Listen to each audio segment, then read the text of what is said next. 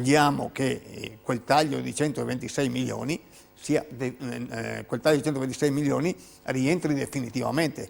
Non è accettabile che in una situazione di crisi così grave come quella che stiamo vivendo, anziché mettere in atto interventi anche di lotta alla povertà e sostegno alle famiglie, vengano tagliati quei pochi interventi che sono un minimo di sostegno per contribuire alle grandi onere che devono vivere le famiglie per farsi carico di anziani non autosufficienti e di disabili.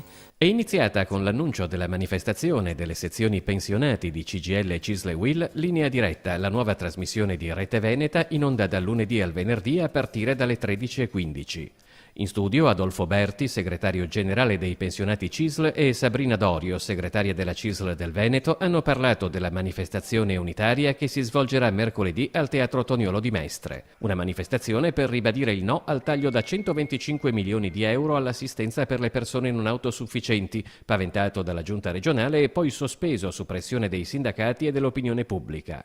Nel corso di Linea Aperta gli ospiti hanno risposto in diretta alle domande dei telespettatori che in ogni puntata possono intervenire telefonicamente per chiedere informazioni, raccontare le proprie esperienze o esporre il proprio punto di vista. Ogni giorno sarà approfondito un argomento diverso, sempre di stretta attualità, con ospiti in studio e la possibilità di partecipare da casa.